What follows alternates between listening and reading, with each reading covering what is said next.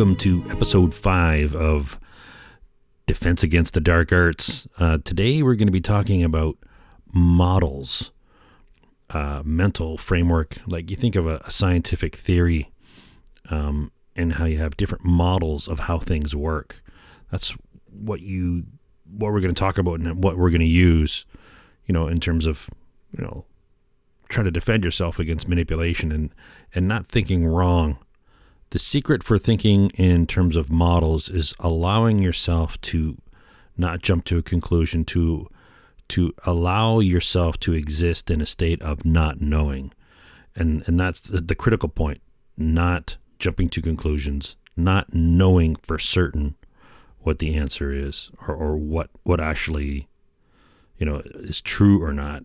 Unless, of course, unless you've seen something. But even then, there's ways of, fooling people, manipulating people. Magicians do it all the time. Just because you see something doesn't mean you saw exactly what happened, right? There's obviously ways of manipulating people.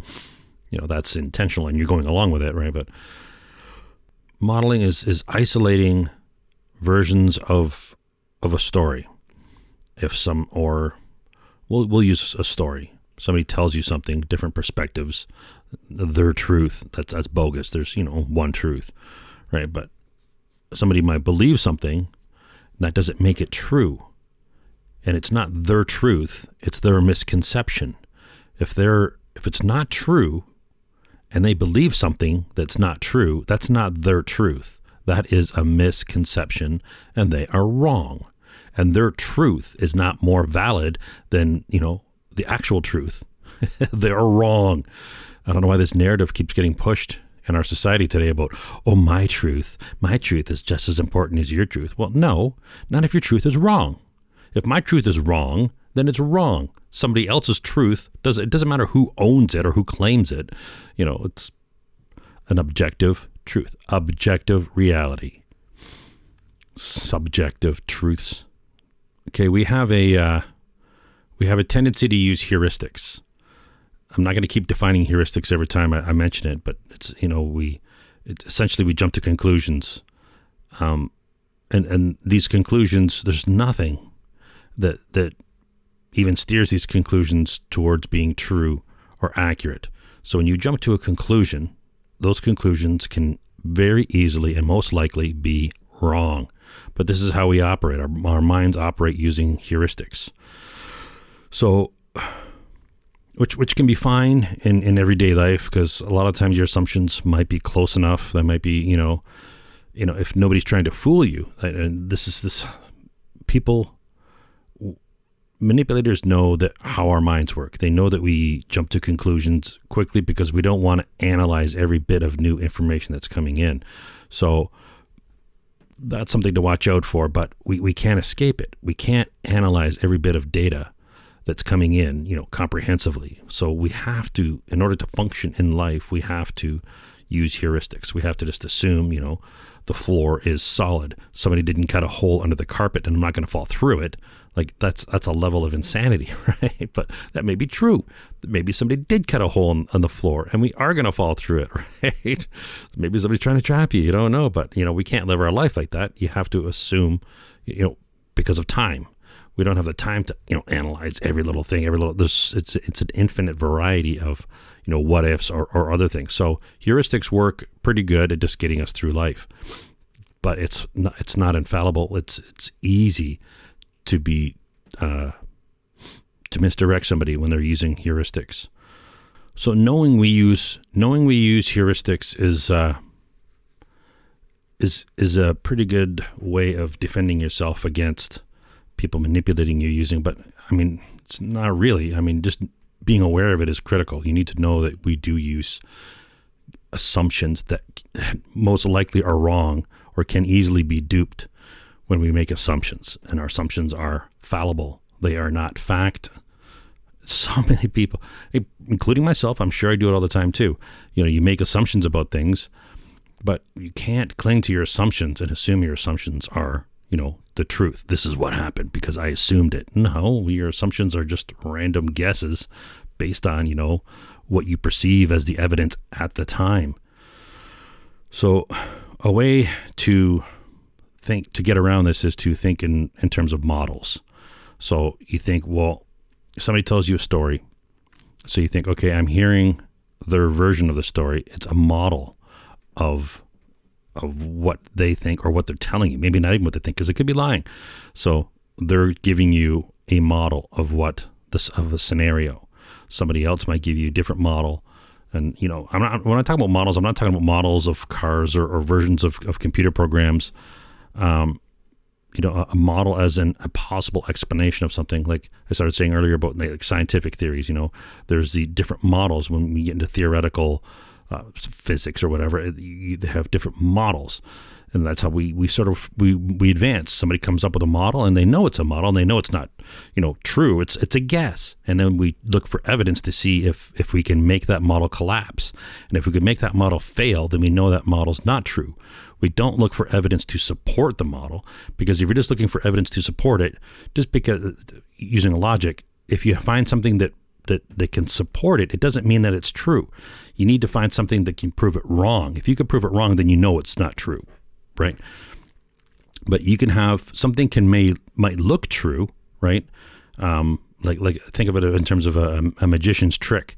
They saw the woman in half. Well, you look at that. If you look for evidence to make it look true, well, look, they split the box in half, and her head was at one side and her feet were on the other. There's evidence for them cutting her in half. Therefore, she was cut in half. We all know that's bogus. We all know that's not true. So when you're looking for evidence to prove something true, it doesn't make it true. So yeah, there's evidence that woman was cut in half. It was an illusion, and it's not really her feet. We are duped. Just like there's evidence of so if you look for evidence, going back to the woman, if you look for evidence of her being not cut in half, if you go and you open up the box and you look inside and you see she's curled up in a ball, and her feet and her head and everything in one box, and it's fake feet or somebody else's feet in the other box, then there's evidence that it was false. So now because you've proven it false. She was not cut in half. There's evidence proving that hypothesis was wrong.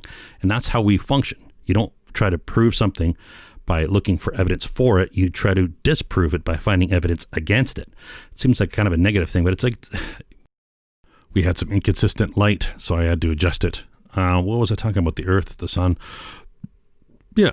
I mean, if you look for evidence for something to be true, like in the old days, they said the sun obviously goes around the earth, right? Because the earth is not moving. Doesn't feel like it's moving, and we could see the sun rise in the east and we could see it set in the west. So we know the sun rises and it goes across the sky and it sets. The trees aren't moving, the buildings aren't moving, so obviously the sun's going around the earth. We found evidence that the sun goes around the earth.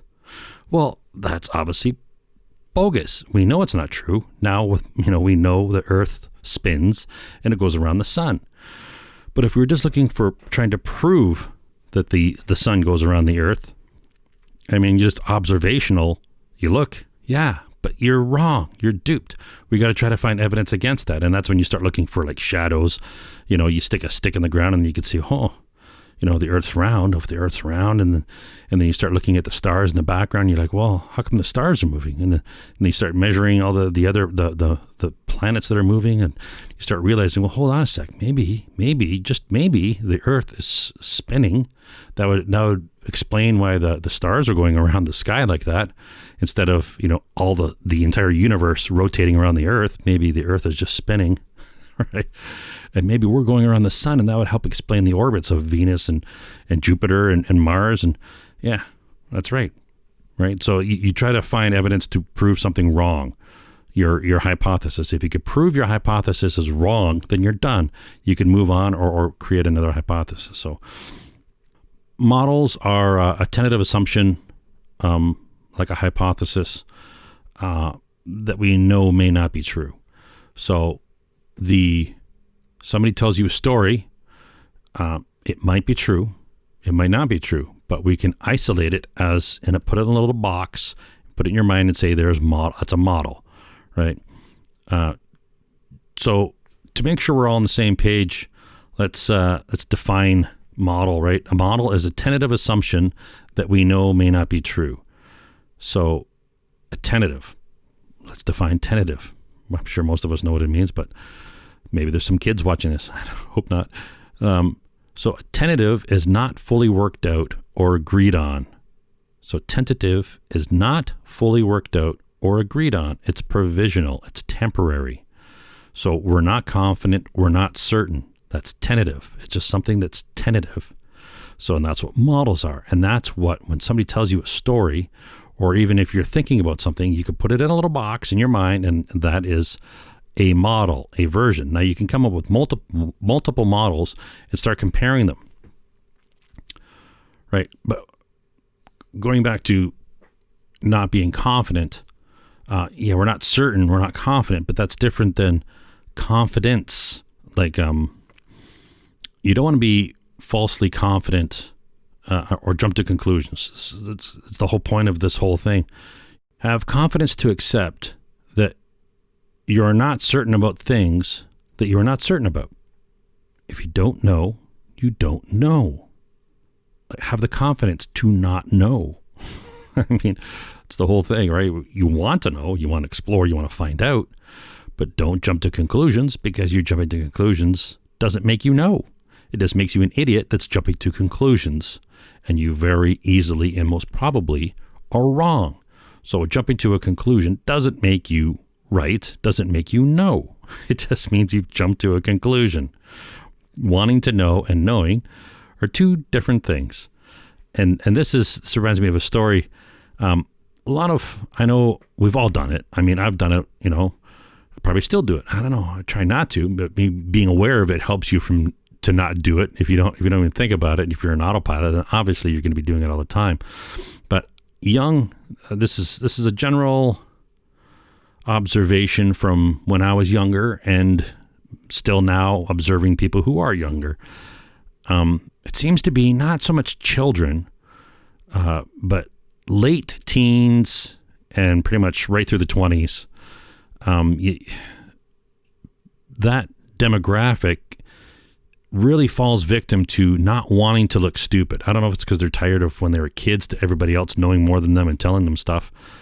I mean, maybe, I'm sure I was like that too, but that demographic really seems to fall victim to jumping to conclusions, to assert things they don't know, and defend it, and not listen. You always hear parents complaining about, that the teens not listening, they know, but that seems to be, I want it's part of the mental development. It's just, I'm not sure. I don't want to analyze that too much, but it reminds me of this barbecue I was at, and there's this young guy. He was smoking, had this barbecue pit going with charcoal, and he was smoking, had another sort of smoker going with wood, and it was blowing everywhere, and I was like waving the smoke. Man, I'm think you can dial that back. I'm breathing tons of benzene and formaldehyde or whatever. I can't remember how I said, but I was joking about and because it's common knowledge. So before I go too far, maybe you want to pause the video and Google charcoal barbecues, wood smoke, benzene, and formaldehyde, so that you're on the same page as me, because I had, read it, seen it, assumed it was common knowledge, heard it on the radio, whatever, like, the there's benzene and formaldehyde and stuff coming up in the wood, charcoal and wood barbecues and smokers and stuff. And, maybe I don't care. Like, I still enjoy barbecues. I love barbecues. I still barbecue all the time. And, but anyway, so there's apparently for this guy, it wasn't common knowledge. And, anyway, so this guy, he's, hold on.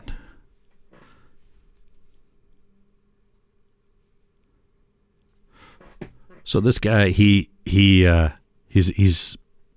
don't want to give too much information about, but he's a recent firefighter. He's young, and he's an expert. So he's like, no, there's no benzene given off by charcoal fires. And I'm like, yeah, there is. And he's like, starts getting all defensive and emotional. Like, who am I to challenge him? He's a firefighter. And then he starts saying, no, there's no hydrocarbons in charcoal barbecues or wood smokers. So I'm like, no hydrocarbons? So he was too clueless to be embarrassed by his statement. Now think, this guy is a university graduate. Now, I don't think he graduated in chemistry or, I think it was political science or something. I don't know what he took, but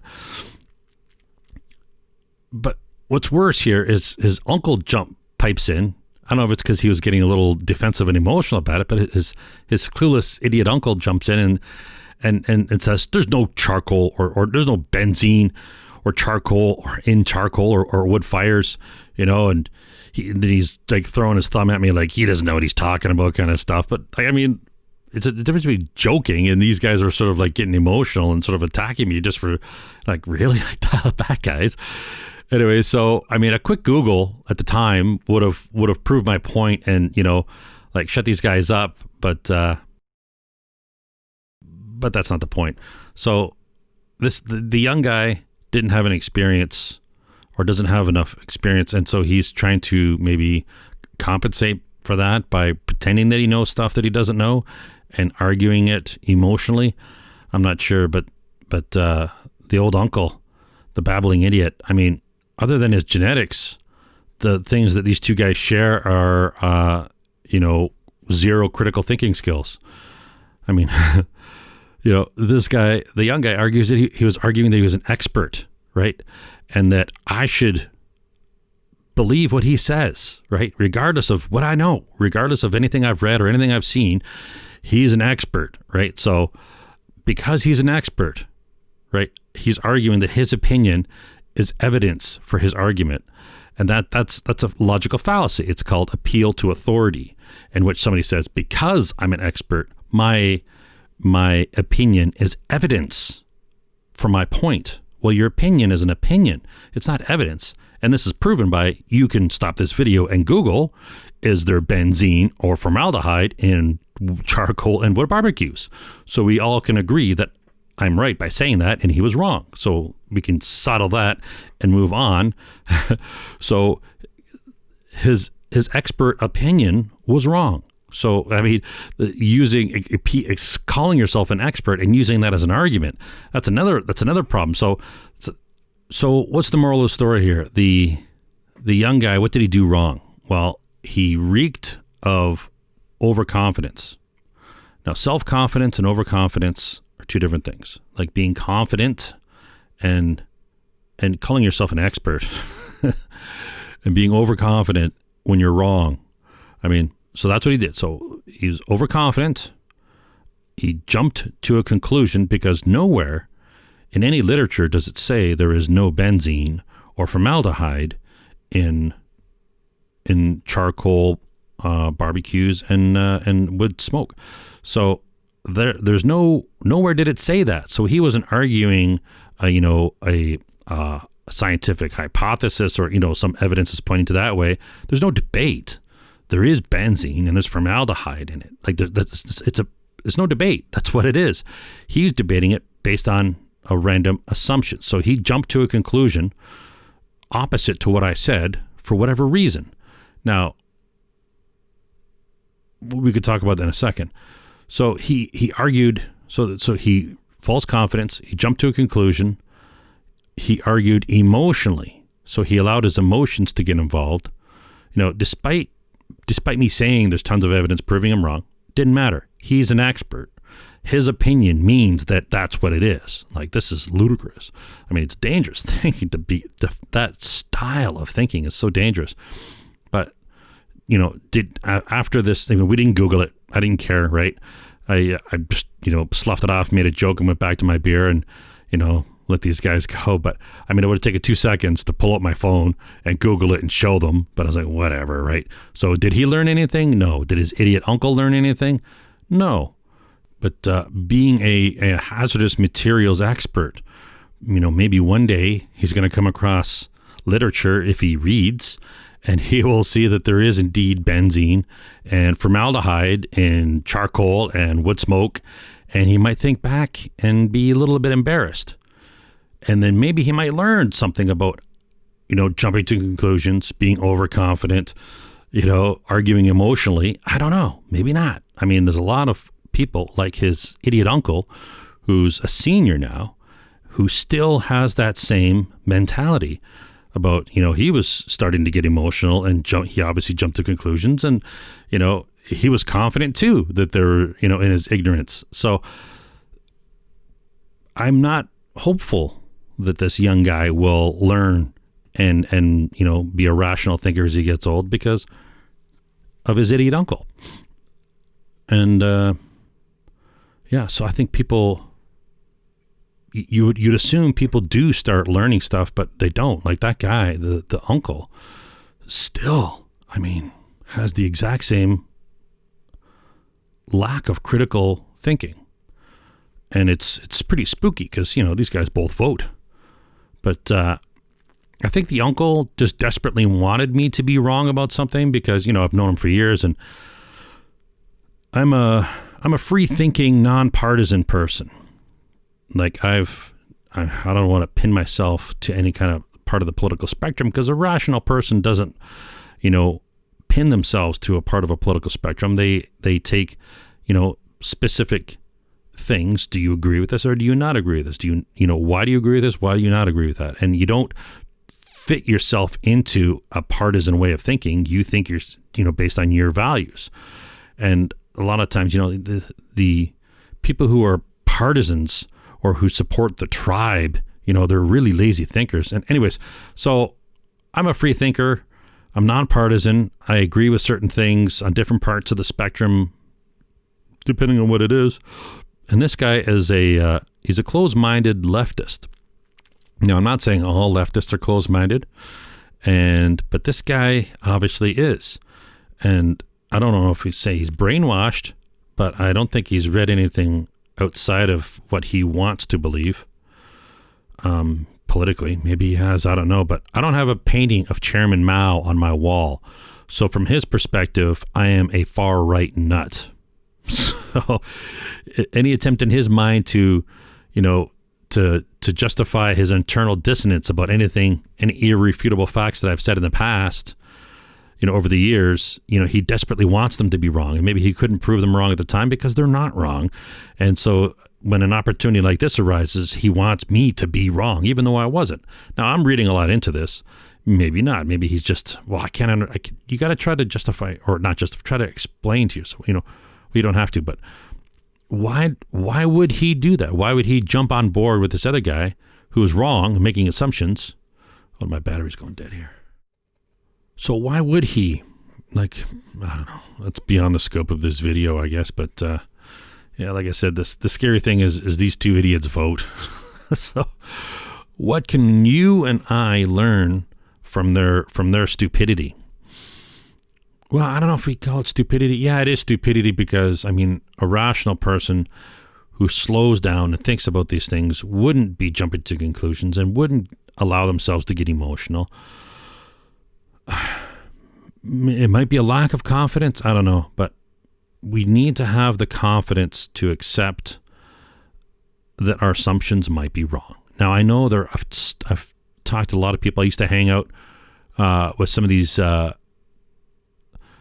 astrophysics nerds, and they're all doctors and stuff, and these guys generally would accept that they were wrong or that they didn't know things. Not all the time. So some of them were, we get into arguments about stuff and they're like, well, this is this. Well, no, it's not. And I took a course in astronomy at a university there, and anyways, the stuff that we learned back then has, a lot of the stuff has been changed. You know what I mean? Like, there's planets now. There's back then they're like, well, no, there's nothing much more we can learn about astronomy. Like, what? Are you kidding me? There's a lot of things that were, up for grabs back then that we sort of, pinned down a lot more now than we did back then. But generally speaking, I don't want to say science types are open-minded because there's a lot of guys, women, people that I've talked to that are very close-minded who are in sciences, especially The social sciences, those are like, if you want to go to be brainwashed to be closed-minded, go into the social sciences. Those, I mean, it took psychology at a psychology course, and that guy was the worst. I mean, he was just like so closed-minded. Anyways, so the hard science people tend to be, now I'm not saying, generally, I mean, they're generally more open-minded, more open-minded, but, and accepting that, they could be wrong. People on the street, I think, are a lot like the social sciences types. I mean, there are people who obviously, I find artists, musicians, some of them tend to be more open-minded. Some of them tend to be very closed-minded. Some of them tend to be, they grasp, they jump to some of them are really stubborn, closed-minded people too. It's just like, it's a broad section, but I find, compared to just my assessment over the years, and I've talked to a lot of musicians, but generally I find it's a mixed bag, but there are more musicians who are open-minded than the general population. But there are a lot of musicians who are very closed-minded and jump to conclusions, and then they hold and defend those their assumptions like it's fact, like across the board, I guess. But again, so morals of the story here: beware of experts. Beware of someone claiming that they're an expert on something, especially if they're using that as an argument. It's the apex of being a dumbass. When they're wrong. I'm an expert. And I've had that, in conversations with people in the past, several people, and they're like, well, I'm an expert in this, so therefore I know. And it's embarrassing for them because they're like, I work in, like this one guy we were talking about, they had the train tracks had these rubber crossing mats in between the rails that looked like that diamond pattern metal. But I was riding my bike and I stopped and I was looking at that stuff because it's soft, so I stuck my thumb in it, and it's sure enough, it's rubber. So I was talking to this guy afterwards who works in construction, and I'm like, man, there's this rubber. They had the rubber in the train tracks, over on whatever. And it's like, no, that's checker plate. And I'm like, no, man, it's rubber. And his wife was like, he works in construction, he knows, you don't know what you're talking about. I got off my bike and I stuck my thumb in it. Didn't matter. Again, this happens in a lot of people, and because they assume, I mean, they're basing it on nothing. Especially the idiot wife, who happens to be a dentist. She was arguing with me over something that she had no clue about, And I was there. I stuck my thumb in it. I know it's rubber. This guy was arguing because he didn't believe it because he works in construction. So he's an expert. Therefore, his opinion matters more than reality, right? So this happens all over the place. You get these patterns over and over again. So be wary of people that claim to be expert. And what we can do is, if we are experts in a field, a true expert knows that there's a lot more in their field that they don't know. If you don't believe that, then you are not an expert. You're just an idiot. So there's always more to learn in every field, and an expert, a true expert, would be, there's a lot more to know, and I'm open to new information, especially the weird stuff that's anomalous. It doesn't make sense. That's your attention should be drawn to that because it's out of the norm. It's out of the expected. This is something you didn't expect. So it's a learning opportunity. Well, let's examine it. Let's see why it's so bizarre. Why is it the way it is? This is the mentality we should be taking, instead of, sloughing it off or just assuming it's not there. And you see this in science as well. But I mean, anyways, I don't know. People are just lazy, I guess. So don't be a lazy autopilot thinker. Think in manual control. Like, don't just allow your emotions, your assumptions, and overconfidence and your expertise to, dismiss things that you don't know. So we need to take manual control of our thinking. Don't allow our emotions. When you feel yourself getting emotional, take a step back and release your inner Spock. Not knowing something doesn't make you stupid. You don't need to get emotional and angry about something, because you don't know something, especially if you consider yourself an expert in the field. Especially if you're an expert in the field and somebody's telling you something about your field that you don't know. Of all the people, you should be the most interested in analyzing this and trying to find out, because if you're an expert, you need to know all things about your field, or you'd want to, you expect. And if you don't, then you're not an expert in your field. So it doesn't make you stupid to not know something, even if it's in your own field. I mean, everybody you meet knows something you don't know. Everybody else, and there's billions of people on the planet. So there are billions of things that you don't know. There's billions of things I don't know. I mean, you think 1,000 years from now, if our society's still standing, the shit that those people will know will blow us away in any field. So all fields have things to learn. And so if someone gives you new information that you don't know, or that you didn't know, and you don't automatically believe them, even you might think, that smells like, BS.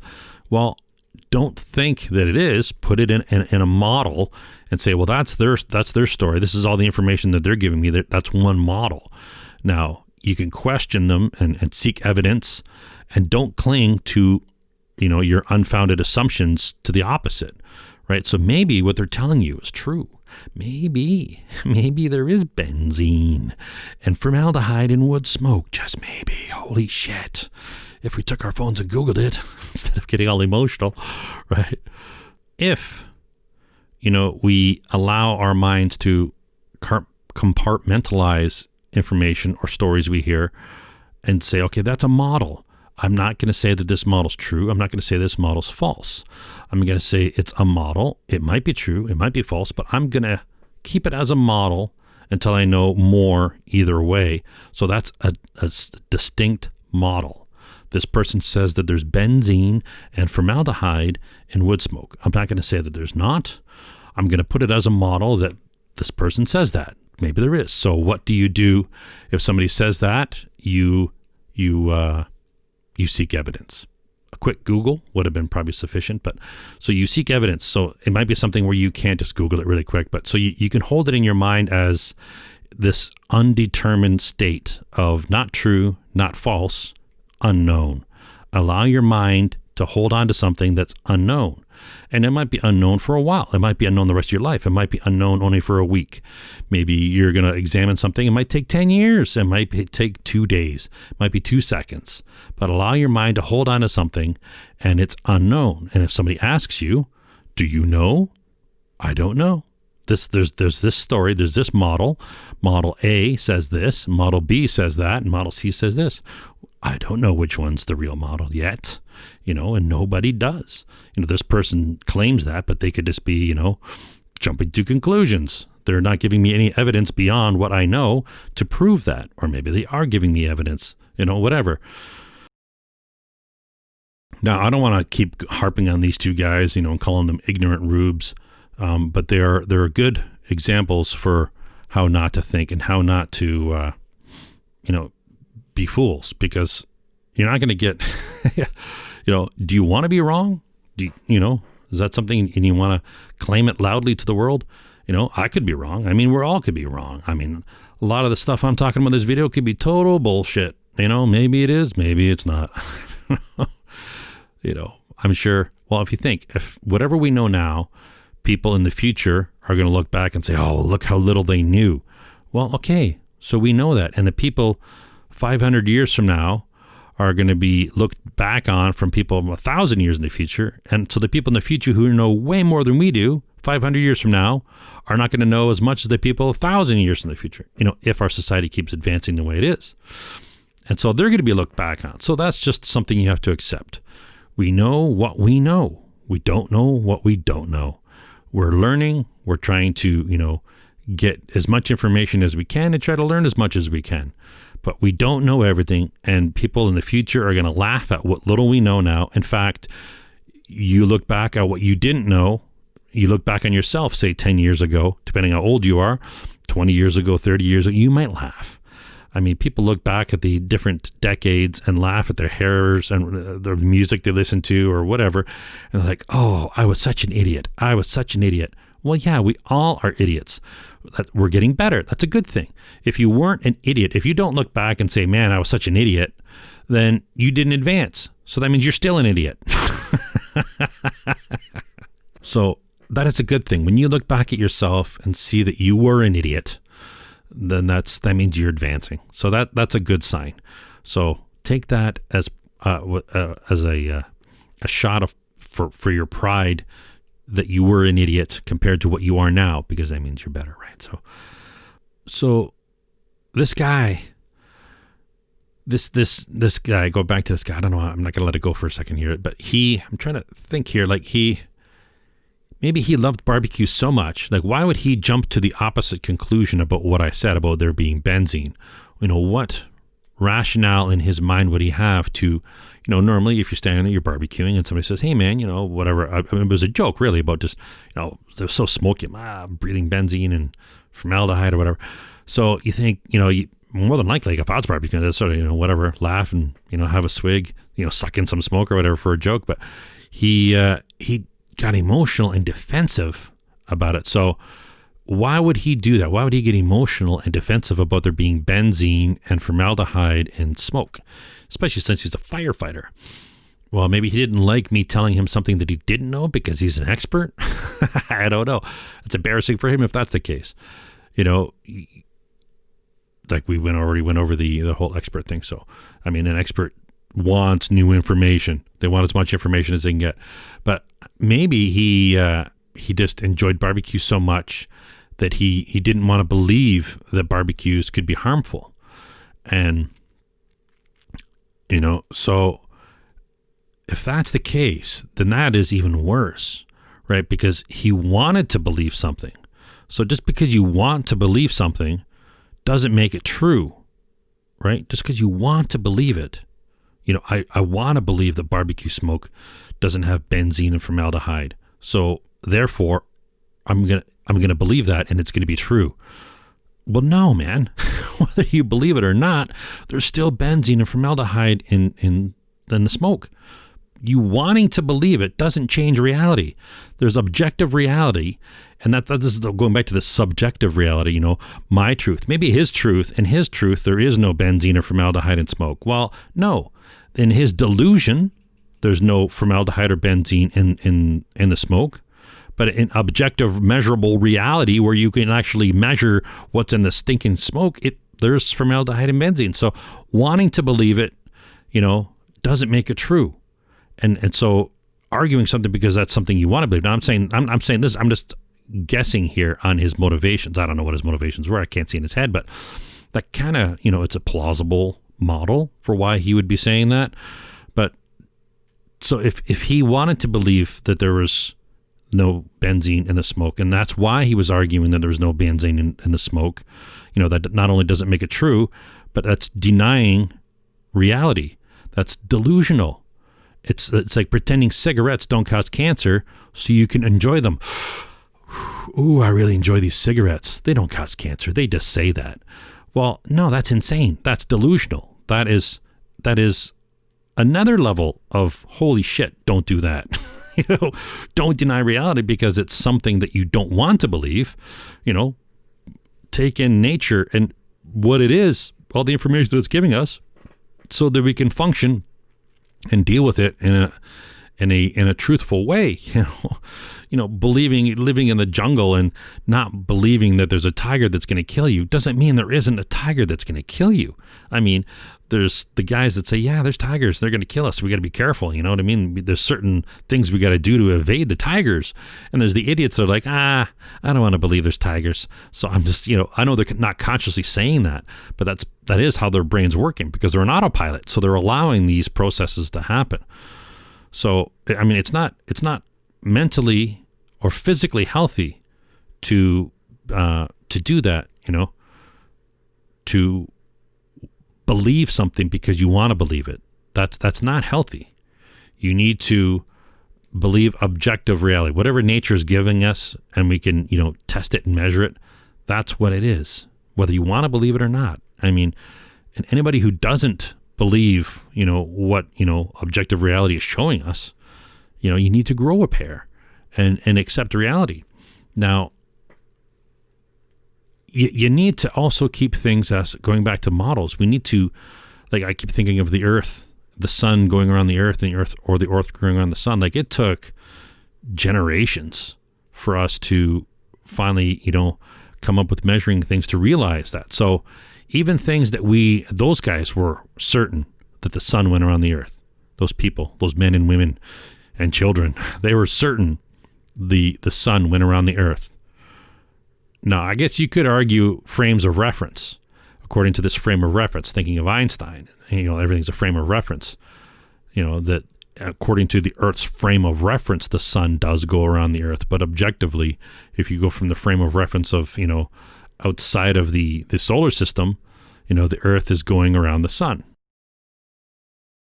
But you need to keep models. So everything that we think, even today, as fact, may not be so. I mean, a couple hundred years from now, they're going to come up and say, who knows what, all kinds of stuff. We've proven that you can go faster than the speed of light. All kinds of things that we say are, immutable truths. The science will collapse if this is not true. Well, chances are our science is going to collapse. Chances are, the stuff we're going to learn, there's going to be modifications. I mean, it's obviously not complete now. So we have to accept that these models aren't fact. These models hold up to certain scrutiny, but you can prove it right, but that doesn't mean it is right. We need to be able to prove it wrong, and we just haven't found ways to prove them wrong yet. And then it's these little chinks in the armor where we can find, there's a crack. And then that gives, blows up, and we find all kinds of new information. We need to keep a model. We need to understand that models of, information that we think might be fact may not be. We need to have the confidence to accept that, as far as we know, this is the case. This is the most probable case. So it works for our purposes, or maybe it doesn't work for our purposes, whatever, but that's the way to go, is to think in terms of models, and models aren't hammered down. They're not conclusive. So, a model is a version of something that we can let our minds explore and create other possible models, with known facts. But known facts, we got to ask ourselves how certain we are of these facts. And that's the thing. We could be pretty certain, I think, in terms of, percentage-wise, you could be fairly certain, but I don't think we ever be 100% certain about anything. I mean, you'd be 90% certain, 95% certain, but I don't think it's safe to ever be 100% certain about anything, ever. So keep that in mind. Allow your mind to not be certain about things.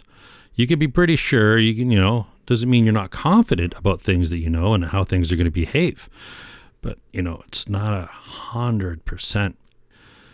So allow your mind to think in models, resist the urge to jump to conclusions, don't cling to assumptions, realize your mind is on autopilot. When your mind is on autopilot, which, unless you're consciously, realize when your mind is on autopilot, it recklessly jumps to conclusions, to move quickly. And these conclusions can and most likely are wrong or not 100%, right? So, put your mind in manual control. And you could do that simply by realizing that your mind jumps to conclusions, and you realize that your conclusions and assumptions aren't 100% certain. So simply by doing that, and when somebody's telling you something, take a step back, right? And put your mind in manual control. And it's super easy. Our minds love being in manual control.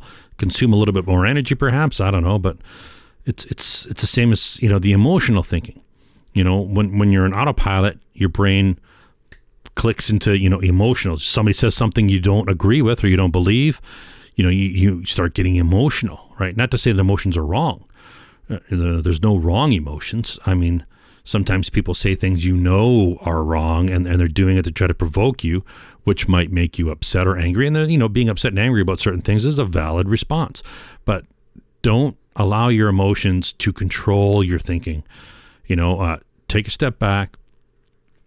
Put your mind in manual control and release your inner Spock. Try to, think like Spock, behave like Spock.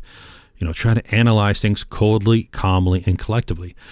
If you start getting emotional, take a deep breath and blow it out, and then just pull your face out of the water and flick it to manual control. It's like when you put your mind in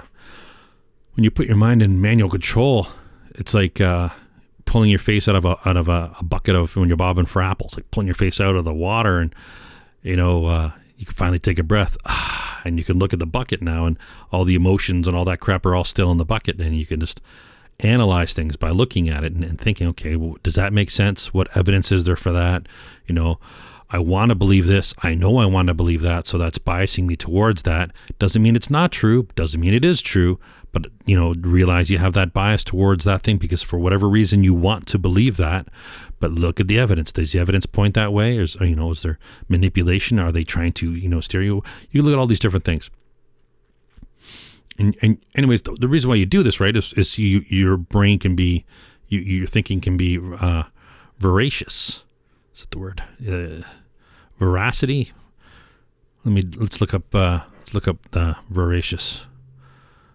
Okay, veracity comes from Latin verax, which means true. Verax. I don't know how you pronounce that. Sounds right. Conforms with truth or fact. Accuracy. It's the whole point here. Now, if you don't want to conform to the truth, the objective truth, or facts, or you don't want to be accurate, well, then you can go off on all these crazy, irrational, unreasonable, emotional, your truth type crap, and that's to your detriment, right? And you're going to be easily manipulated by other people. Yeah, so whenever you hear a politician speak, say to yourself, well, that there's one model. That's you can encapsulate what they're saying, put it in a box, and that's a model. And if what he's saying, maybe the exact opposite is true. So if what he says is model A, and then maybe you could say, well, not A. I don't know if people here are into Boolean logic at all, but not means the opposite of. So, if you have not one is zero in Boolean logic. So not A is the opposite of A. So everything he says, the opposite of that is might be the truth. And that's a good way to automatically think. If you want to be semi-thinking and semi-lazy, you can say, okay, the prime minister is saying this, or the president saying that, or whatever country you're in. And so I'm going to say, what if? So that's one model. What they're saying is one model. It could be true. Maybe it's not. And so a quick reflex would be, well, what's the exact opposite of what they're saying? Maybe that's true. Maybe the exact opposite of what they're saying is true. So there's another model. So you got model A and you got model not A, or model B, whatever you want to call it. You don't have to call it anything. It's just you isolate these as separate models. Okay, I don't think I've defined model yet. So I'm going to define model here. Model is a miniature representation of something. Okay, you think of like a model car, a toy, right? So it could be, a little ship, or it could be, something, a scenario, or a, an idea.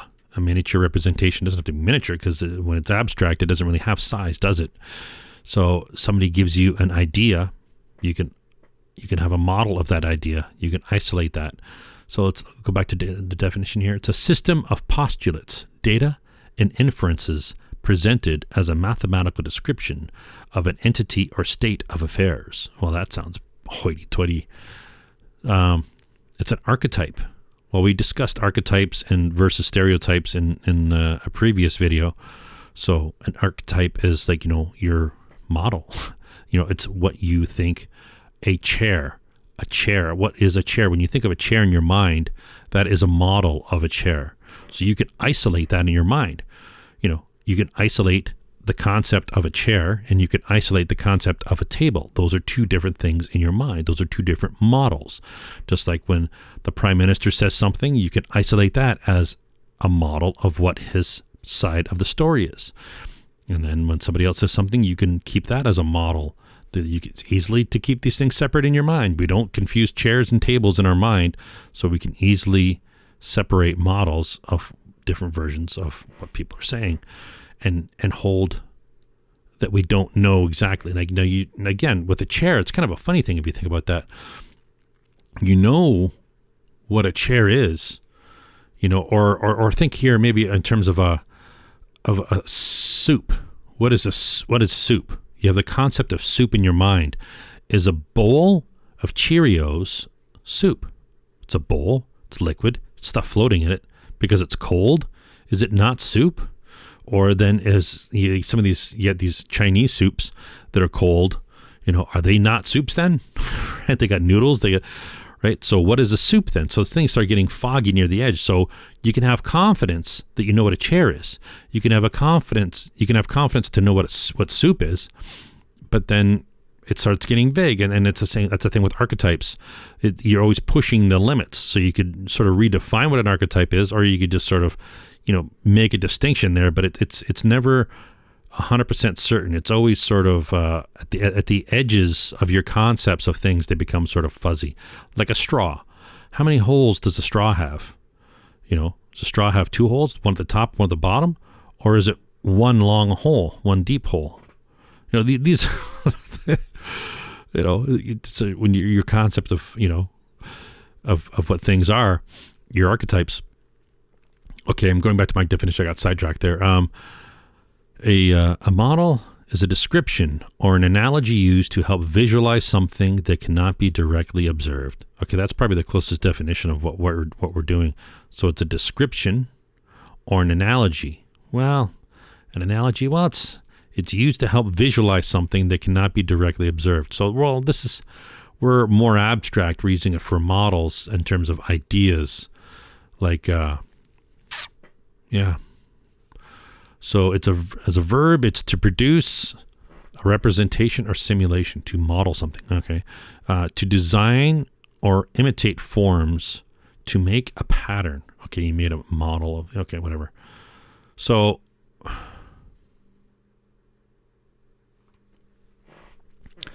often in decision making, we think, is this X?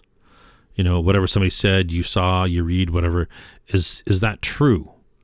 And the answer is typically yes or no. Is this true? Yes or no?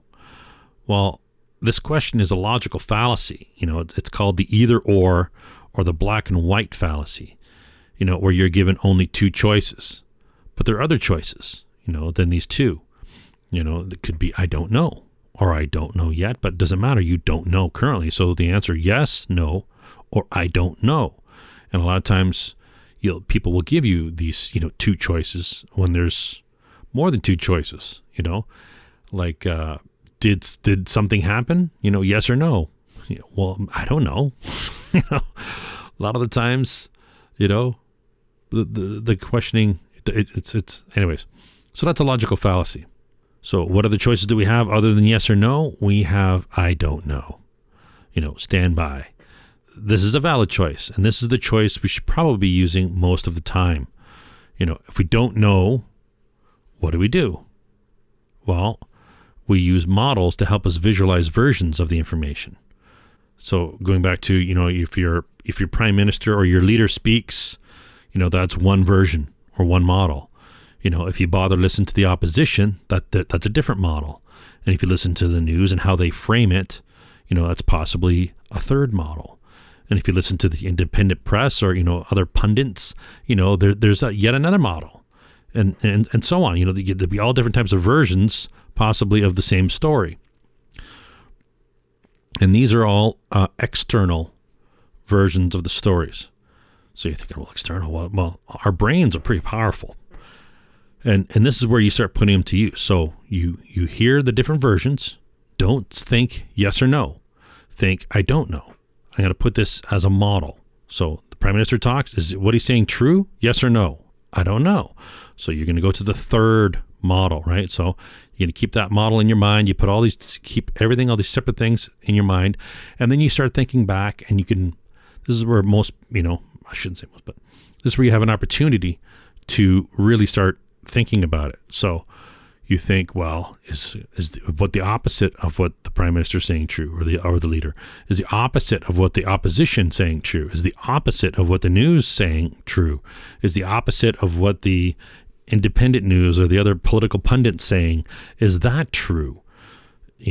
So that's a quick reflex. So whatever you hear, then you could always choose the opposites, and then you could start thinking, well, what ifs? Maybe that. What if that? What if this? What if that? You could make hundreds of different models about whatever scenario they're talking about, and that's fine. That's a good idea. So what happens after you create up all these models? A lot of them, most of them, especially if they're contradictory, they're going to be bogus. So you create a bunch of models, and the next step is to hold those models up against the apparent facts that you know at the time. Again, these facts may not be 100% certain, but using your heuristics, the most likely true facts, the ones that make possibly the most sense, or whatever you believe to be the most logical facts. Again, we can't know things for certain 100%, going back to the earth going around the sun, right? So people believe certain things are 100%, but maybe they're not. So I'm going off on a tangent here. So you hold your models up against all your facts, and then you can filter out the models that fail against those facts. Maybe don't throw them out, but put them in a bin of less probable. And then you have the more probable ones that still hold up against the known facts of the time. After you put your models against the known facts, you can filter your models against the logical fallacies. Are any of these a logical fallacy? Now, there's also I can't remember what it's called. I think it's called a logical fallacy, where just because there is a logical fallacy being used, it doesn't mean that it's not true.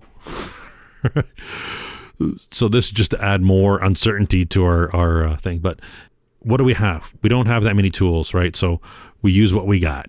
And so we have our logical fallacies. So we put up all our models against our logical fallacies, and that will make some less probable and some more probable, right? So now you're weeding out your models now to fewer and fewer, and then you put them through the manipulation techniques. You think of all the different techniques people use to manipulate. Now, are these people using those techniques that you're aware of?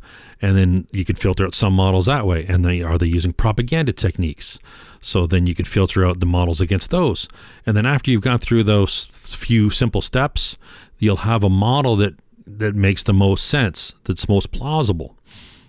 Once you have a model that you think is probably the most plausible one, you know that this is only your best guess. It's not an irrefutable fact, but you're ready to make a decision. So you've made your decision, and it's on this scale between 0 and 100. And it's not going to be 0. It could be, but it's not going to be 100, definitely. So it's somewhere in between. And when you get any new information coming in, you throw it back into the loop and you grind it all out again. You compare it against the facts. You look for, the logical fallacies, manipulation techniques, propaganda techniques, any other, forms, any other filters you can come up with. And then you come up with the most likely scenario. Maybe you get new information and you realize that some of your old facts were in fact wrong. So then that'll bring up some of your old models again that you dismissed because of your faulty facts, and now those ones are the most plausible thing, right? So it's not a perfect way of reasoning, but it's what we have. So it's the best defense we have against false information. You want to be the most. I don't need to explain this. You generally. People want to be have the most factual knowledge. You want to be, you want to know stuff that's true. You don't want to believe stuff that's false, and make decisions on things that are wrong. But people do. It's amazing. Like this stuff here. What I'm saying, people say, well, yeah, it's common sense. It's common sense. Yeah, it is common sense. But go out and have a conversation with somebody, and you're like, holy shit. People you talk to are fucking idiots. Even you think about yourself doing stupid things. Yeah, okay, but this is common sense, but people don't think. If they just took a step back, tried not to be emotional, didn't jump to conclusions, you know what I mean? If they're just doing these things and accepted that it could be wrong, I mean, holy shit, the world would be a much better place. You go on social media, you go on Twitter, that's just, people screaming at each other and then just throwing, I think a lot of those people are paid just to be insightful, just conflict. I don't know who's benefiting from the conflict. Well, I could go, I have theories, I have models about who's benefiting from the conflict, especially society-wise, right? It would be somebody who wants to change your society. Could be from within, it could be a cancer, or it could be from without. Yeah, so going back to the chart here, you know that your best guess, it's not an irrefutable fact, it's just a guess.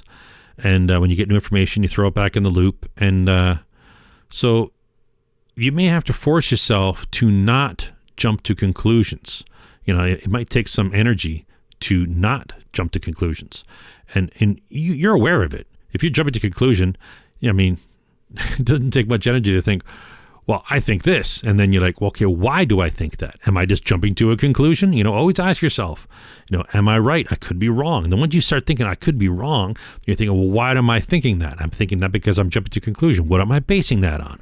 Am I basing that on anything? I'm basing it on emotional, feeling that, I want to believe it, so therefore I'm going to believe it. Well, okay, well, why is that? Is this true? What evidence do I have supporting it? What evidence do I have against it?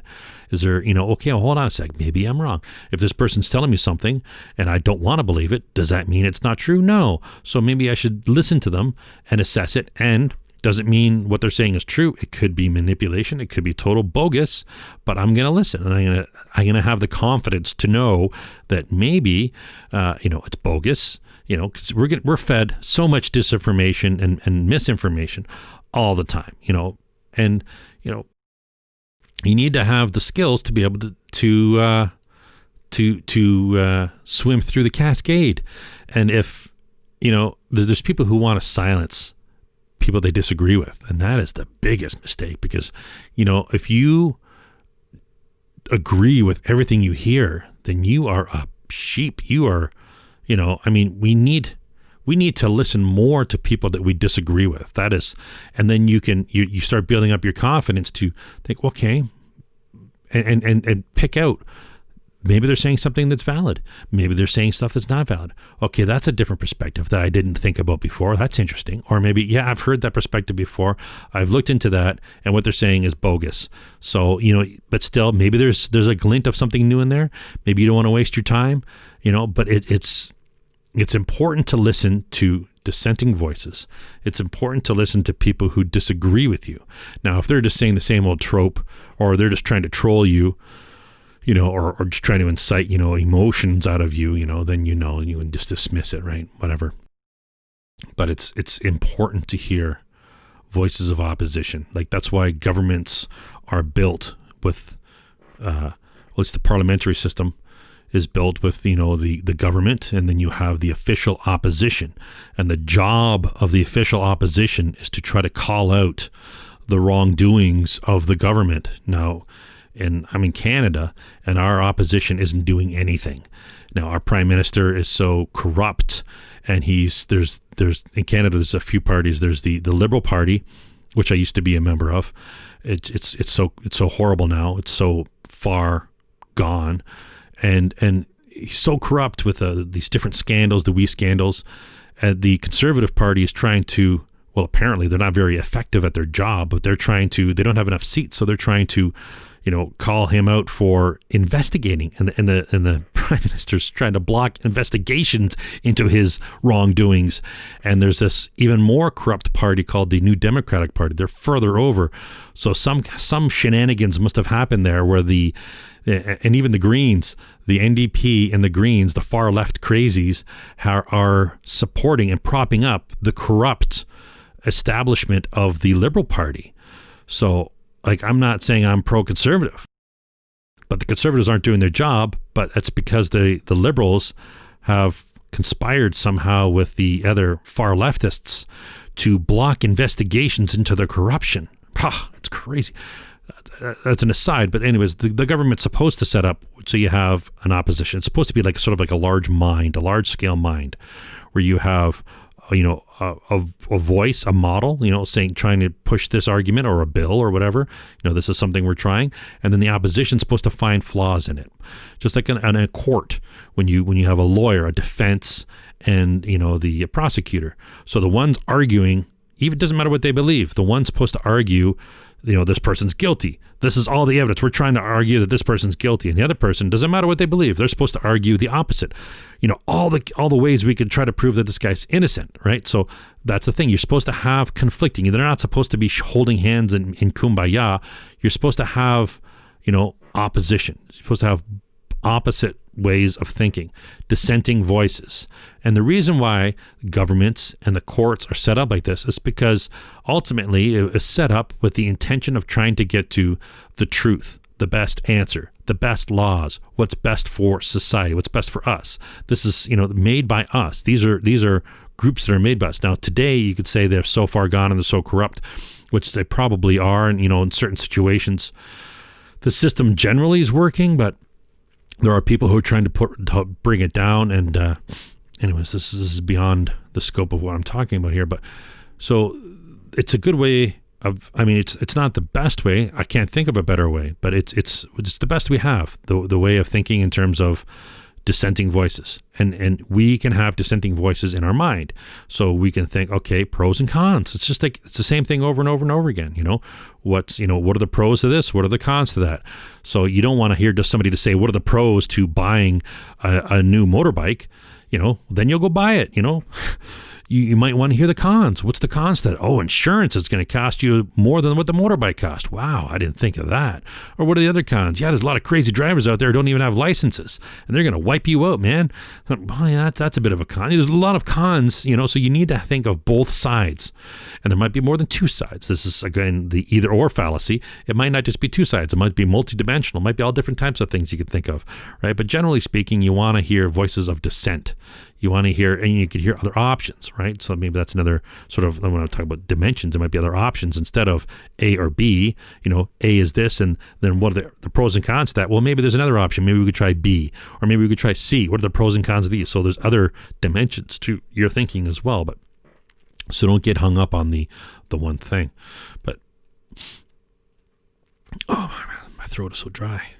Okay, so obviously we can't do this level of thinking for every new bit of information that we get. We don't have infinite time, and we know this. So we know that we're going to use our heuristics, our quick guesses for a lot of things in life, and that's probably the best way to do it. For time, efficiency. Assume that there isn't a hole under the carpet in your floor. You know what I mean? And it'll work for most of the time, but we need to know that when we're doing that, we're making assumptions, and our assumptions can be wrong, right? So we got to knock back our certainty on what we know, right? And so before we speak or argue or make up our minds on a subject, we should, at the least consciously, go through the process of, the models and try to filter it through known facts. Is there any evidence to the contrary? Is there evidence to support this? Does it seem like it's a logical fallacy? Is there manipulation techniques or propaganda techniques? Is there any kind of deception that I can discern from this? And when you start doing that, then you start analyzing it, and then, well, it's to the best of your ability. Now, it doesn't mean, best of your ability is best guess. And ultimately, even after you do that, it's still just your best guess. You're not going to be certain. You're not going to know 100%, but it's your best guess. And so know that. And so when you get into an argument with somebody, there's no real point in arguing unless you're giving them information, and it doesn't need to be emotional. In fact, if it does get emotional, there's no point, because, you or they or both of you have slipped out of your Spock mode and you're allowing your emotions to take over. Now, not to say that there isn't time where you might be, some seedy end of town. You might need your emotions, to fight off the thugs or whatever. I don't know, but we now know we're not going to be certain about things. So just think of that next time you start getting into, or if you're tempted to get into an argument with somebody, especially if you think you're an expert. and you're wrong. Like, that is so many people I've talked to who, it's embarrassing, right? So try to put your mind in manual mode as much as you can, and don't go in automatic mode. And once you've made up your mind on something, know that your mind, it's still not certain. I've made up my mind. This is the decision I'm going to make, and it's the best decision I could make at the time. So you could be fairly confident in knowing you've analyzed the pros and cons. It may not be the best decision, but from all the information you've had at the time, that was the best decision you could make. So go forward, right? It's same with judging whether something's true or not. You may never know if something was true or not, but you could always think, well, based on all the information that I have, it's probably true, but it may not be. I'll keep that little bit alive. You know what I mean? So I don't know. The courts, have this beyond a reasonable doubt. All this stuff is very vague and gray. The courts aren't as definitive as science. The courts are more about today. I think about hanging something around somebody's neck. Can we make it stick? I don't think maybe I shouldn't make too many assumptions here, but I mean, I have a guess that maybe the police just want to hang if there was a murder. They may not care if the person actually did it or not that they've arrested. They just might want it to stick to that person, so publicly it looks like they've done something. They found their man. Maybe they don't care if the guy did it, or maybe the police are so small-minded they just don't care. They're just like, yeah, that guy looks like he did it. He did it. I believe he did it, so therefore he did it. And maybe they fool themselves into believing that they, in their minds, the person did it, if they're innocent. And the courts may not care if the person did it. If there's evidence that you could sort of make an argument that the person looks like they did it, that's good enough for the courts, because generally in society, if a few innocent people get locked up, it doesn't matter so long as the public feels that there's safety and people aren't getting away with murders, because we don't want people going around murdering people knowing they can get away with it. So I think that might be sort of the bigger picture. I don't know. I could be wrong, of course, but that's about it for this video. My throat is really dry, but just the news and everything lately has been bothering me. So just think about, if people talk about the deep state, there's no such thing as a deep state. Well, I used to work in the government. I used to work in a branch of the government that was non-elected, and we were there. And that is, bureaucracy that is not elected, that stays, administration or government after government. That is the definition of deep state. Now, people will say, it's a conspiracy. That's not a conspiracy theory. There are branches of the government, people in the military, and a high up, like they are there, year after year, government after government. And people would say, well, it's not, that's, that doesn't exist. Well, it does exist. It's not a conspiracy theory. There are fucking people that work in the government that are non-elected. They're bureaucrats. There's all different types of levels of stuff. And anyways, so you can, when people argue against the deep state, well, okay, you don't want to use the word deep state. We could use establishment. Now, establishment means, beyond the government. It's the lobbyists and, influencers behind the scenes, in the corporate world, people that have the ears of, different branches of government and stuff. Anyway, so what are these people, not just government, but, I don't want to go down this, but what are the people, the establishment here, what do they fear? And, I think they fear loss of control, and they feel loss of control if people can speak up against them. And if people are united, like the little simpletons, the Johnny Q public guys, if they can think for themselves and they can organize, that is the biggest fear of the establishment. So the establishment also fears decentralized control. They're all about somebody must be in control. We have to be in control. We can't have a decentralized system. It has to be centralized control.